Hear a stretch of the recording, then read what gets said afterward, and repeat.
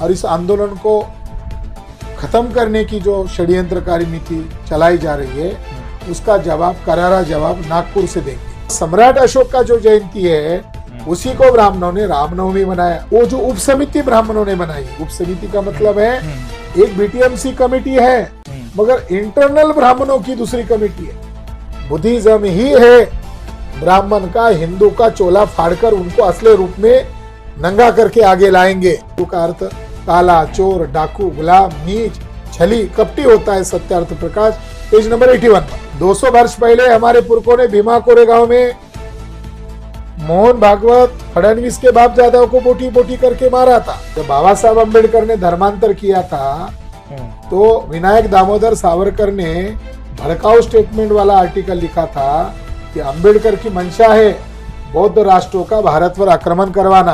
यहाँ पर महंत रहता है वो कोठी सम्राट अशोक के पैलेस के ऊपर बनाई गई है।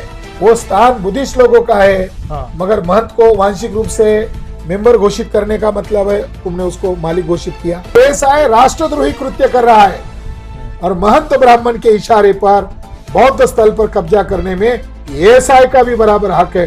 ब्रिटिश जाने के बाद भिक्खु ह्वेनसांग आए थे और उन्होंने मुख्य टेम्पल में जो बुद्धा की प्रतिमा देखी थी वो प्रतिमा गायब है।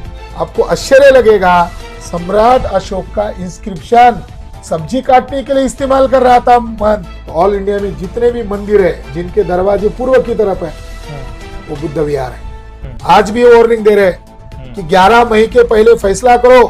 नीतीश बाबू कल उनका वीडियो पागलपन जैसा लगा। नेशनल एंथम के समय में वो हरकत करते हुए नजर आए। बाबा साहब अम्बेडकर को जान गंवानी पड़ी, बौद्ध धर्म अपनाने के कारण उनकी हत्या हुई। नमो बुद्धाय, जय भीम। दोस्तों मैं हूं आपका दोस्त मिथिलेश और आपने देखना शुरू कर चुके हैं एमजी ब्लॉग्स। दोस्तों महाबोधि से जुड़ी हर छोटी से छोटी खबर हमारा चैनल आपको दिखा रहा है। आज इसी के विषय में, इसी के संदर्भ में हम इस आंदोलन से जुड़े हुए बैकबोन, इस को बल देने वाले डॉक्टर विलास खरात जी से मिलने आए हैं और सबसे पहले हम इनका स्वागत करते हैं। सर आपको नमो बुद्धाय, जय भीम। आपको और एमजी ब्लॉग को भी धन्यवाद। सर आपसे ये जानना चाहेंगे कि अभी ये आंदोलन 1 महीने से ज़्यादा हो गया है और इतने लोग बौद्ध भिक्षु जो है वो आंदोलन इस पे बैठे हैं, अनशन पे बैठे हैं, तो आगे की क्या स्ट्रेटेजी है? इस आंदोलन को कैसा मोड़ देंगे और आप क्या घोषणा करना चाहेंगे हमारे चैनल पर, वो ज़रा हमारे ऑडियंस को बताइए आप। उसके पहले अभी वहाँ का क्या परिस्थिति है और जो बातें सोशल मीडिया से लोगों को पता चल रही है जी। एक तो वहाँ शासन प्रशासन अभी भी अनकोऑपरेशन के तौर पर है, पूर्ण रूप से असहयोग किया जाए, पानी की असुविधा की जाए ताकि ये तंग होकर निकल जाए। दूसरा, कुछ पत्रकार जो बहुजन पत्रकार है उनको अरेस्ट किया गया। ये जो खबर आ रही है उसके पीछे क्या कॉज है, कितनी सच्चाई है? जब 12 फरवरी को आंदोलन शुरू हुआ तो फर्स्ट डे पत्रकार लोग आए थे मगर 13 तारीख से इलेक्ट्रॉनिक मीडिया, प्रिंट मीडिया के लोग कोई नहीं आए। तो एक पत्रकार को हमने फोन किया कि भाई कल आए थे, खबर भी नहीं आई और आज भी नहीं आए, क्या वजह है? तो उसने हंसते हुए जवाब दिया कि बीटीएमसी ने हमको पैसा दिया है, अभी न दिखाने के लिए पैसा दिया। अच्छा, आप तो कुछ पैसा देने वाले हो नहीं। तो हम नहीं आने वाले। अरे तो इसका अर्थ ये है कि बहुजन सोशल मीडिया चलाने वाले, यूट्यूब चैनल चलाने वाले जो बहुजन पत्रकार है जी, उनको डर दिखाने के दृष्टिकोण से, भय पैदा करने के दृष्टिकोण से ये माहौल क्रिएट किया जा रहा है ताकि ये आंदोलन देश में फैले नहीं जी। एक बड़ी साजिश है।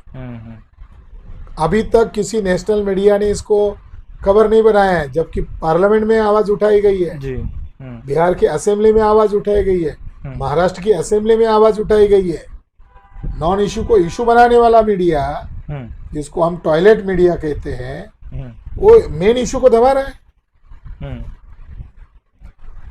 अब फ्यूचर हमारी जो योजना है, कार्य योजना है, वो ये है कि आने वाली 5 अप्रैल को कल्याण में कोकण स्तरीय लाखों लोगों की एक जनसभा आयोजन किया गया है जिसमें कई सारे मान्यवर लोग आने वाले हैं। मेरी अध्यक्षता में वो सभा होने वाली है। माननीय चंद्रशेखर जी आने वाले हैं सांसद जी। भिक्खू विनयाचार्य जी आने वाले हैं। यहाँ नागपुर में ज्ञान ज्योति बनते जी आने वाले हैं। मैं एडवोकेट महमूद प्राचार्य जी आने वाले हैं। और दिल्ली के बड़े नेता जिन्होंने अभी जंतर मंतर पर आंदोलन किया गौतम जी आने वाले हैं। और चंद्रशेखर जी आने वाले हैं। भीमराव अंबेडकर जी आने वाले हैं। तो 6 अप्रैल को हम फैसला करने वाले हैं। अगर सरकार इसी तरीके से, बिहार स्टेट गवर्नमेंट और केंद्र सरकार इसी तरीके से इस आंदोलन की उपेक्षा करेगी, इस आंदोलन को डराने का, धमकाने का और इस आंदोलन को खत्म करने की जो षड्यंत्रकारी नीति चलाई जा रही है, उसका जवाब, करारा जवाब नागपुर से देंगे। क्योंकि नागपुर नागों की भूमि है और नागपुर में आरएसएस का हेडक्वार्टर भी है जी। तो यहाँ केवल आरएसएस की ही आवाज गूंजेगी ये जरूरी नहीं है। यहाँ नाग लोगों की भूमि होने के कारण नागों की भी आवाज गूंजेगी। इसीलिए 6 अप्रैल जो है हमारे लिए बहुत ऐतिहासिक दिन है, महत्वपूर्ण दिन है। प्रियदर्शी सम्राट अशोक का जयंती भी है और लाखों की संख्या में पहली बार सम्राट अशोक की जयंती हम मनाने वाले हैं। अभी हम यहाँ क्या बोले, मैदान में रणयुद्ध होगा और मैदान में उसकी घोषणा की जाएगी। जैसे छत्रपति शिवाजी महाराज की जयंती महाराष्ट्र में धूमधाम से मनाई जाती है, क्या उतनी ही या उससे भी ज़्यादा अच्छे से सम्राट अशोक की जयंती होगी इस बार नागपुर में? आपको थोड़ा एक करेक्शन में करना चाहता हूँ कि जो 19 फरवरी है वो छत्रपति शिवाजी महाराज की जयंती नहीं है। अच्छा। वो आरएसएस का जो सेकंड सरसंघ चालक है माधव गोळवलकर, वो उसकी जयंती है। अच्छा। छत्रपति शिवाजी महाराज की ओरिजिनल जयंती तारीख है 8 अप्रैल 1627 और डुप्लीकेट तारीख है 19 फरवरी 1630। देखो तारीख का भी अंतर देखो और ईयर का भी अंतर देखो। यानी 19 फरवरी को आप स्वीकार करते हो तो छत्रपति शिवाजी महाराज को 3 साल लेट पैदा दिखाना पड़ेगा 1630। और 8 अप्रैल को स्वीकारते हो तो जन्म वर्ष आएगा 1627। महात्मा ज्योतिबा फुले 8 अप्रैल 1630 को ही ध्यान में रखकर जयंती मनाते थे।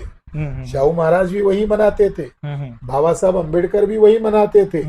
और इसका सबूत है कि उस समय के कुर्मी मराठा लोगों ने बदलापुर में बाबा साहब अम्बेडकर को 1927 में निमंत्रित किया था, जब शिवाजी महाराज को पैदा हुए 300 वर्ष पूरे हुए थे। अच्छा। तो फुले शाहू अम्बेडकर 1627 को मानते हैं और आरएसएस बीजेपी के लोग 8 फरवरी सन 2000 से, यानी आज से केवल मात्र 24 वर्ष पहले तारीख चेंज हुई है।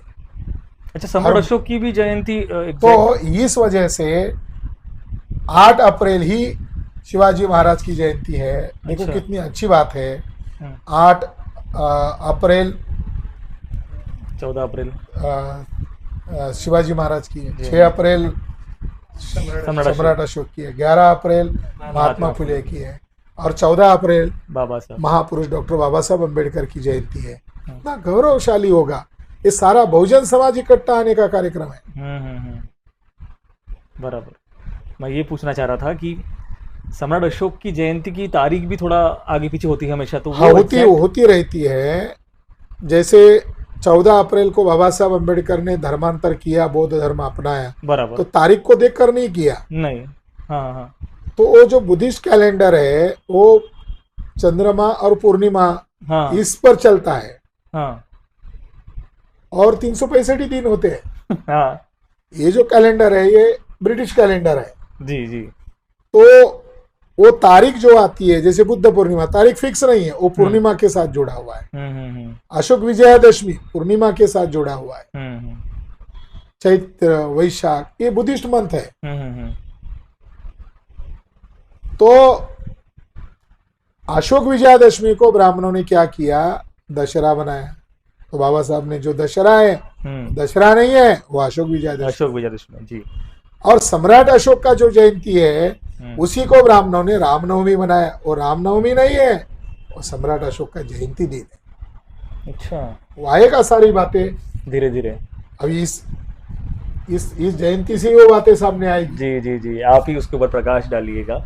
अच्छा, और पूछना चाहूँगा, हम वापस आते हैं महाबोधि पर। ये बीटीएमसी जो चालाकी कर रही है, जिसके बारे में आपने वीडियो बनाई थी, फेसबुक पे अपलोड करी थी, कि वो कैमरा लेके नहीं जाने दे रहे अंदर में, बुद्ध विहार के अंदर।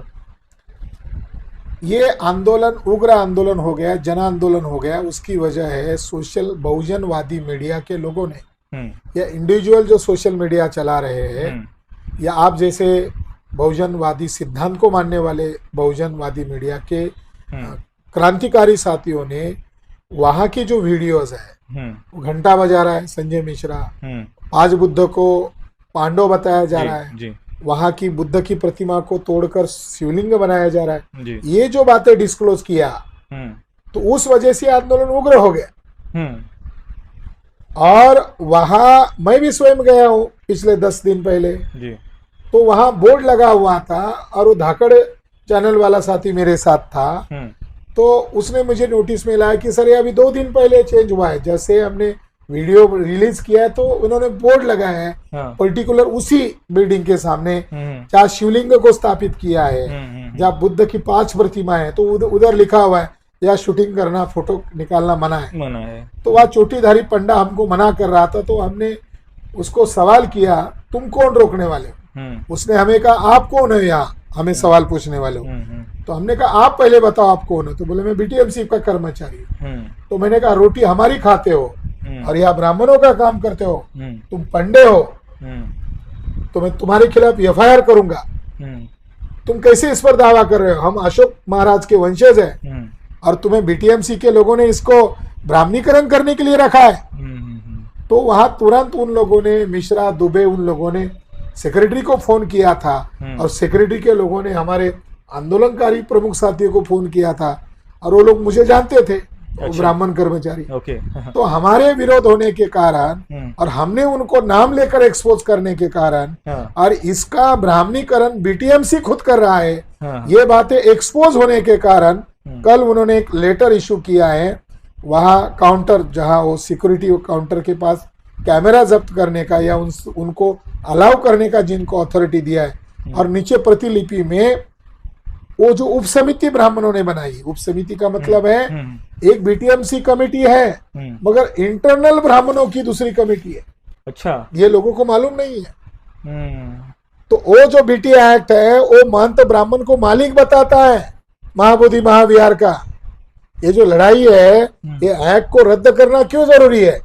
मगर हमें डाउट है, हमें आशंका है कि बहुजनवादी लोग वहां जा रहे हैं, कैमरा पे करके कैमरा अंदर लेके जा रहे हैं, वीडियोग्राफी कर रहे हैं, और वो बातें बाहर आकर यूट्यूब पर, सोशल मीडिया पर, अपने व्हाट्सएप ग्रुप पर, सोशल मीडिया पर डाल रहे हैं। इससे उनकी सच्चाई नेकेड हो रही है, वो नंगे हो रहे हैं बीटीएमसी के लोग, और देश दुनिया में उनको गालियां मिल रही है। तो शायद ये आंदोलन की तीव्रता को ध्यान में रखते हुए ये मामला दबाने के दृष्टिकोण से, या वहां अंदर कोई तोड़फोड़ या विध्वंस करने का बीटीएमसी का इरादा हो सकता है। ये मैं गंभीर आरोप कर रहा हूं और बड़े जिम्मेदारी के साथ आरोप कर रहा हूं। बीटीएमसी के लोग संविधान के दायरे में नहीं है और वो कानून संविधान के दायरे में नहीं है। अच्छा, पिछले कुछ दिनों में सर एक वीडियो आई थी कि एक ब्राह्मण पंडित मतलब वीडियो बना के बोलता है कि हम पुष्पमित्र शुंग की औलादे है, ऐसा है, ये कर देंगे, वो कर देंगे, फलाना ठिकाना। इसके ऊपर हमारे जो भंते जी है विनयाचार्य, उन्होंने अच्छा जवाब भी दिया, पर आपके मुंह से हम जवाब सुनना चाहेंगे। मैंने उसको जवाब दिया है, मगर मैं आपको बताना चाहता हूँ जी कि स्वामी आनंद स्वरूप ये आरएसएस का वर्कर है। अच्छा। और आरएसएस के लोगों ने आनंद स्वरूप को महाबोधि महाविहार को विरोध करने के लिए काम में लगाया। उसने जो चुनौती भरा स्टेटमेंट दिया, हम पुष्यमित्र शुंग की औलाद है और वहां जो आंदोलनकारी भिक्खु है उनको तमाचा मारो या उनकी हत्या भी करो, गर्भित भाषा में उसने ये धमकी दिया था। तो ब्राह्मण लोग बहुजन लोगों को हिंदू के नाम पर बरगलाते हैं, मगर जैसे ही महाबोधि महाविहार मुक्ति, ब्राह्मणों से मुक्ति चाहिए, ये जो आंदोलन शुरू हुआ, ये जो नारा लगाना शुरू हुआ, ब्राह्मण असली रंग रूप में आ गए। बुद्धिज्म ही है ब्राह्मण का, हिंदू का चोला फाड़कर उनको असली रूप में नंगा करके आगे लाएंगे। तो ब्राह्मण ने एक अच्छा काम किया कि वो हिंदू के नाम पर आगे नहीं आया, वो ब्राह्मण के नाम पर आ गया। और पुष्यमित्र शुंग कोई हिंदू नहीं था, पुष्यमित्र शुंग ब्राह्मण था। और हिंदू शब्द अर्वाचीन शब्द है। अच्छा। 1000 वर्ष के बाद ये आया, ईस्वी सन 10वीं 11वीं शताब्दी के बाद आया। हिंदू का अर्थ काला, चोर, डाकू, गुलाम, नीच, छली, कपटी होता है। सत्यार्थ प्रकाश पेज नंबर 81 पर। मगर स्वामी आनंद स्वरूप ने अपने आप को पुष्यमित्र शुंग की औलाद कहा, तो मैंने उसको जवाब दिया था और आपके चैनल से भी मैं जवाब देना चाहता हूँ। तो मैं भी सम्राट अशोक का वंशज हूँ। हमारे बाप को बाप कहने में हमें गर्व ही महसूस होगा, अपमान नहीं होगा, जैसे उसको गर्व महसूस हो रहा है। मगर पुष्यमित्र शुंग कौन था? टेररिस्ट था, आतंकवादी था। और उस आतंकवादी ब्राह्मण ने इन्फिल्ट्रेट किया, घुसखोरी किया मौर्य साम्राज्य में और मंत्रिमंडल में झगड़े लगाए और मौका पाकर बृहद्रथ मौर्य की टुकड़े टुकड़े करके हत्या किया ईस्वी पूर्व 185 में।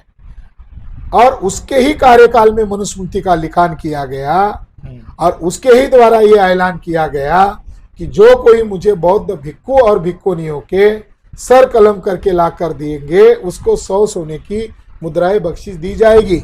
वही लाइन पर ये बोल रहा है, वही बातें ये कह रहा है।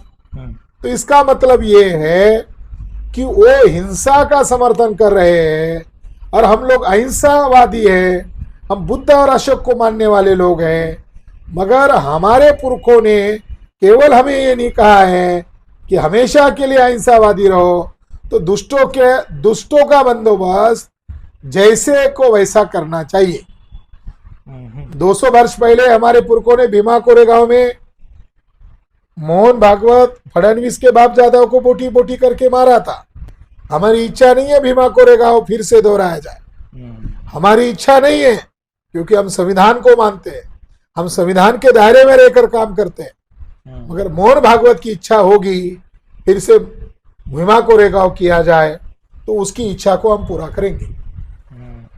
अच्छा सर, नागपुर में अभी कुछ वातावरण खराब चल रहा है, इसके वजह से क्या हुआ कि ये हिंदू मुस्लिम झगड़े की वजह से 20 तारीख को होने वाला जो आंदोलन था वो स्थगित हो गया। अब 6 अप्रैल को इतना भव्य आंदोलन होने वाला है नागपुर में, जैसे कि आपने बताया, और कल्याण में भी। तो ये क्या इनकी स्ट्रैटेजी है कि बहुजनों को अपना उनका दिमाग कहीं और लगा दे और ये आंदोलन से महाबोधि से हटाकर आपको? हाँ, इसके पीछे स्ट्रैटेजी है, क्योंकि एक भंते था जो कुछ दिन पहले नागपुर में आकर गडकरी की तारीफ कर रहे थे, फडणवीस की तारीफ कर रहे थे और मोदी को जाकर मैं मिलूंगा और इस आंदोलन का वो विरोध कर रहे थे। वो अचानक नहीं हो रहा है। कौन बनते जी? बनते हर्षबोधि। ओके। वो अचानक नहीं हो रहा है। उसको महाबोधि महाविहार के नीचे लाकर उसका स्वागत किया उस बंदे के द्वारा। ये अचानक नहीं हो रहा है। छत्रपति संभाजी नगर में औरंगजेब की समाधि है और फसाद नागपुर में कर रहे हो, क्या कनेक्शन है? नागपुर कनेक्शन है क्या? तो ये स्वाभाविक है, आरएसएस और बीजेपी के लोगों के लिए महाबोधि महाआंदोलन सिरदर्द बना हुआ है, क्योंकि ये इंटरनेशनल आंदोलन है। इस आंदोलन को दबाना ब्राह्मणों के लिए घातक होगा। जब बाबा साहब अम्बेडकर ने धर्मांतर किया था तो विनायक दामोदर सावरकर ने भड़काऊ स्टेटमेंट वाला आर्टिकल लिखा था कि अम्बेडकर की मंशा है बौद्ध राष्ट्रों का भारत पर आक्रमण करवाना, भड़काने वाला मामला था। मगर तथागत बुद्ध की ज्ञान स्थली पर तुम नाजायज कब्जा कर रहे हो, तो बौद्ध राष्ट्र के लोग चूड़ियां पहनकर नहीं बैठे हुए हैं और ब्राह्मणों का तो ये राष्ट्र है ही नहीं। और ब्राह्मणों ने करुणा करके, चैरिटी करके, भाईचारा फैलाकर ब्राह्मण धर्म का किसी दूसरे देश में जाकर प्रचार किया हो और पूरा का पूरा देश वैदिक धर्म का पालन कर रहा हो, ऐसा तो कहीं दुनिया में दिखाई नहीं देता। बल्कि करुणा, मैत्री, भाईचारा, चैरिटी, ये बुद्धिज्म की देन है जो दुनिया में फैला हुआ है और बुद्धिज्म से पूरी दुनिया का कल्याण हो रहा है।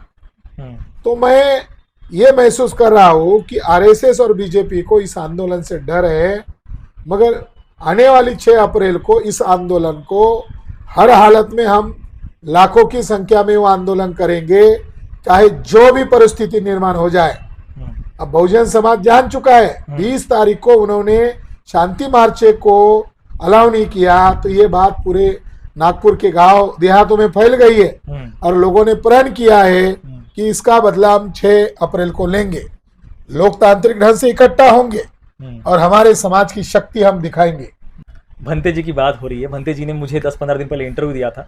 उन्होंने मेरे चैनल पे कहा था कि आंदोलन से कुछ नहीं होगा, हमें याचिका दायर करनी होगी, 100 से ज़्यादा पिटिशन फाइल करने होंगे, तब जाके कुछ आंदोलन में कुछ सबल मिलेगा।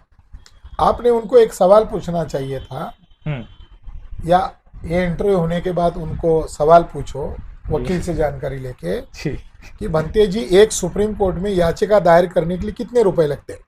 कितने लाख रुपए लगते हैं जी, कितने करोड़ रुपए लगते हैं? तो 100 याचिका दायर करना चाहिए, बात सही है। पैसे कहाँ से लाएंगे? रास्ता तो बताना चाहिए था। बराबर। क्या आप देने वाले हो? कौन देने वाला है? क्या फडणवीस देने वाला है? क्या गडकरी देने वाला है?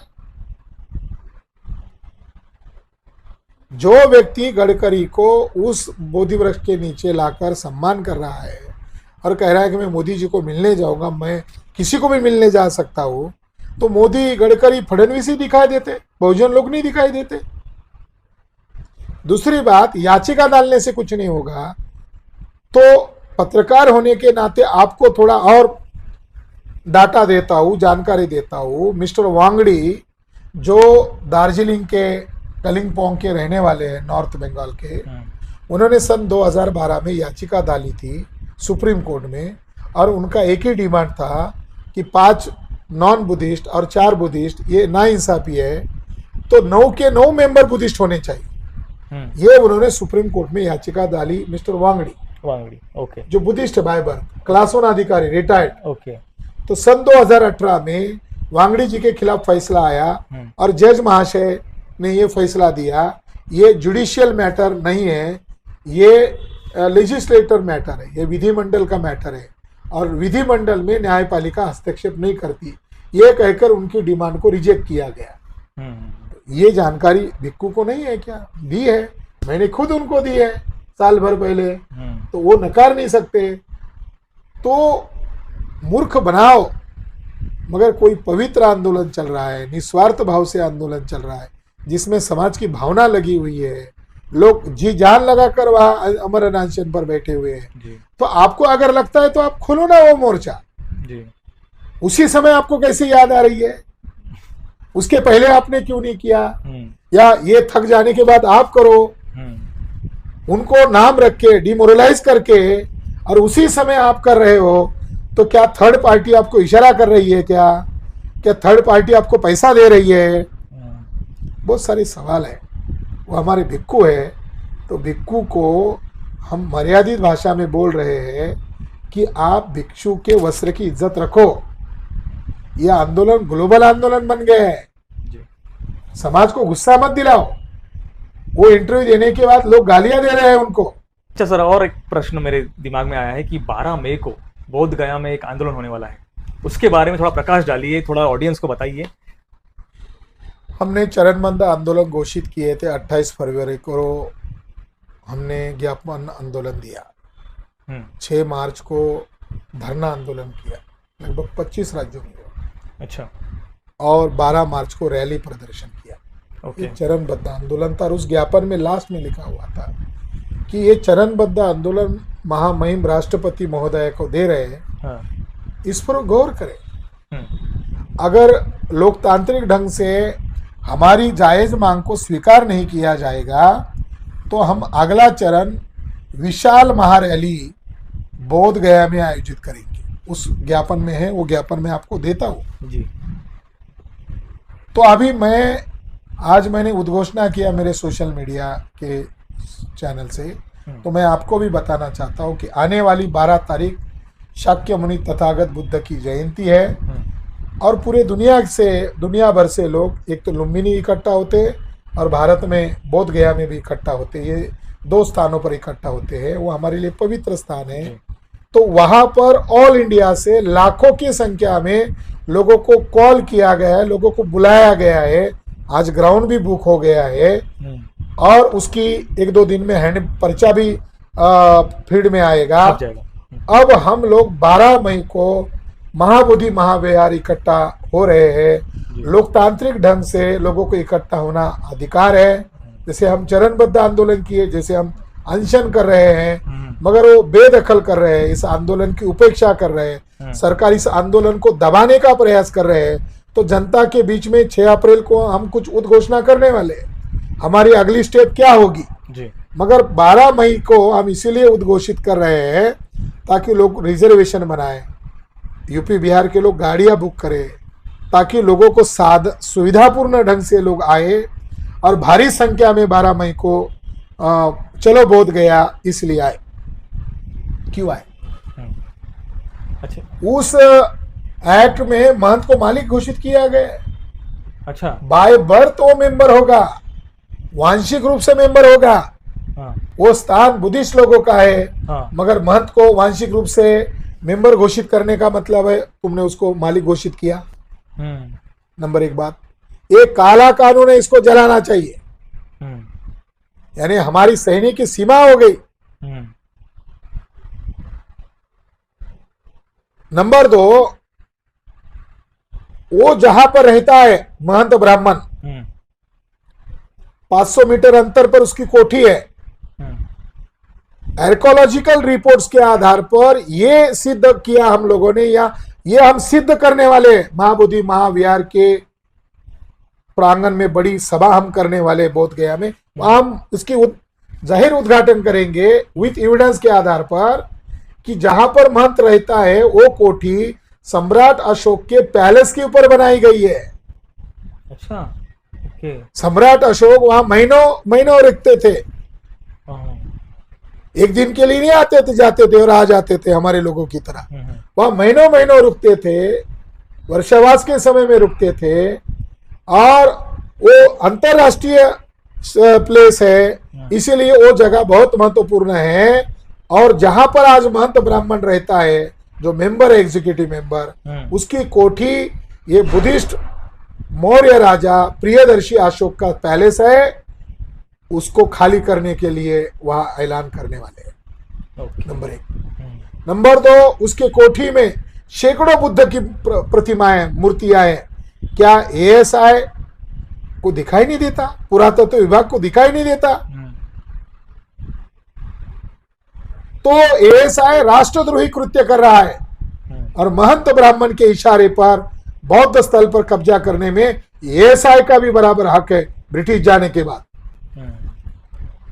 7वीं सेंचुरी में ह्यूएन आए थे, उन्होंने जो वर्णन किया था उसको आधार बनाकर एंशिएंट ज्योग्राफी ऑफ इंडिया एक रिसर्च किताब लिखी है सर मेजर जनरल कनिंघम के द्वारा।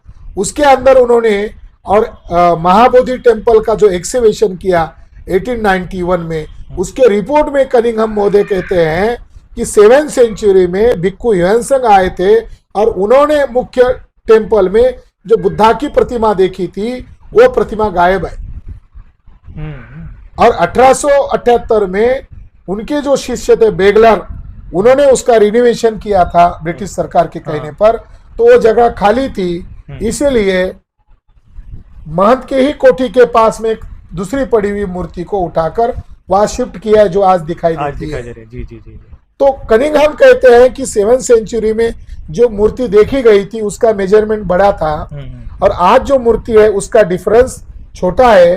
तो मूल मूर्ति जो है कनिंघम कहते हैं कि महंत की कोठी के दीवार में छिपाई हुई है, इसीलिए महंत की कोठी को उखाड़ना होगा, क्योंकि वो मुख्य मूर्ति उसकी कोठी के अंदर है।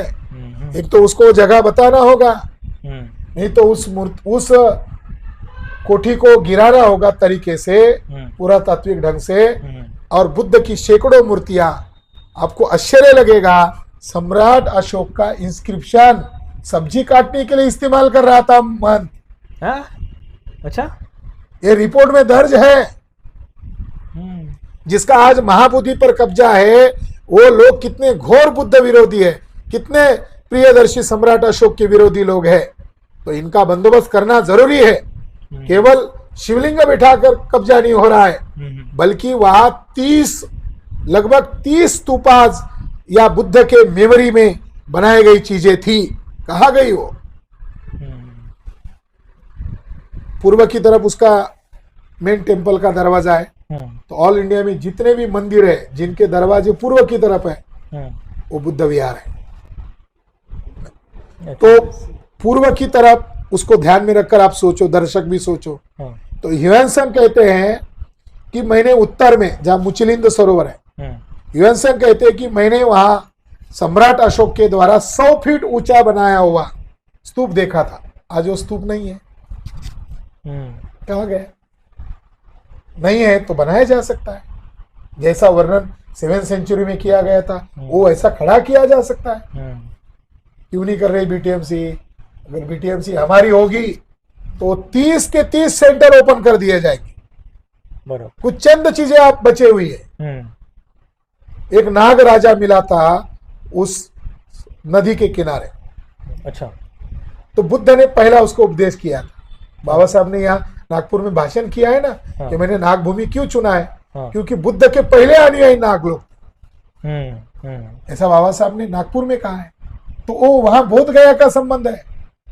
वो जो पूरा सेंटर था वो नाग लोगों का सेंटर था। नाग लोग राजा लोग थे, शासक लोग थे। तो नाग मुचलिंद भी था। नाग वो जिसने दिशा बताई कि आप पीपल वृक्ष की तरफ जाओ, तो उसकी स्मृति में अशोक राजा ने स्तूप बनाया था। वो आज कहाँ है? वहां 7th सेंचुरी में 600 कमरे का 3 फ्लोर विहार देखा था, जिसको ह्यूएनत्सांग कहता है महाबोधि संग्राम। वो आज उस जगह पर ब्राह्मणों ने, जो दक्षिण दिशा में था, वो वहां पर जगन्नाथ टेम्पल बनाया हुआ है। अच्छा। तो वो चीजें कौन ओपन करेगा? वो चीजें आर्कियोलॉजी को ओपन करनी चाहिए, जो बातें ऑन रिकॉर्ड है। बराबर। तो महाबोधि महाविहारी मुक्त नहीं करना है, तो महंत को वहां से भगाना है जी। और उस कोठी को राष्ट्रीय स्मारक घोषित करना है, उसका एक्सकवेशन करना है। और जो 30 स्तूपाज जो बुद्धा के मेमोरी में बनाए गए हैं, उनके प्लेसेस को कनिंघम ने ढूंढ लिया है। बस उसको रिस्टोर करने की जरूरत है। इसलिए 12 मई को बहुत सारी बातों का घोषणा करेंगे। आर पार की लड़ाई हो जाए तो हमें मान्य है। ये देश हमारा है, ये देश बुद्धा अशोका का है। और बुद्धा अशोका को मिटाने के लिए तुम जोर जबरदस्ती कर रहे हो। कुछ लोगों ने मुझे कहा कि वहां पंडे लोग अभी हजारों की संख्या में आ गए, तो आरएसएस के लोग उसको घेर रहे हैं। इसलिए हम नागपुर में 6 अप्रैल को कार्यक्रम बेवजह नहीं लगाया। हमारे आंदोलन को डराने के लिए श्री श्री रविशंकर को भेज रहे हो, वो जो पागल बाबा है उसको भेज रहे हो, ये जो दूसरा पागल आनंद स्वरूप है उसको तुम सोशल मीडिया में लगा रहे हो, सत्संग लगा रहे हो। तो नागपुर वासियों को, यहाँ के नाग लोगों को संदेश देने के लिए 6 अप्रैल यहाँ पर है। और 12 मई ये वार्निंग होगी। आज भी वार्निंग दे रहे कि 11 मई के पहले फैसला करो। नीतीश बाबू, कल उनका वीडियो पागलपन जैसा लगा। नेशनल एंथम के समय में वो हरकत करते हुए नजर आए, शायद परेशान होंगे। और हरकत करोगे तो दिमाग खराब हो सकता है। और 12 तारीख को 20-25 लाख भी लोग आ सकते हैं जी। ये गुस्सा है। और 6 अप्रैल को हम ऐतिहासिक घोषणा करेंगे। ये लड़ाई को अंजाम तक पहुंचाना होगा। इसके लिए चाहे जो कीमत चुकानी पड़ेगी, वो कीमत चुकाने के लिए तैयार है।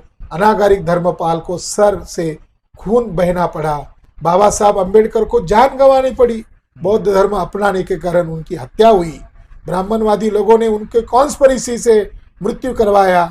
अगर बाबा साहब अंबेडकर कुछ महीना जिंदा रहते, जैसे बाबा साहब अंबेडकर जौनपुर, वाराणसी से लगा हुआ जौनपुर जिले में 31 दिसंबर को धर्मांतर करने वाले थे, मुंबई में 16 दिसंबर को करने वाले थे, उत्तर प्रदेश और बिहार में लाखों लोगों का अगर धर्मांतर कुछ महीनों जिंदा रहते और कर लेते तो क्या आज ये आंदोलन हमें लड़ने की जरूरत पड़ती?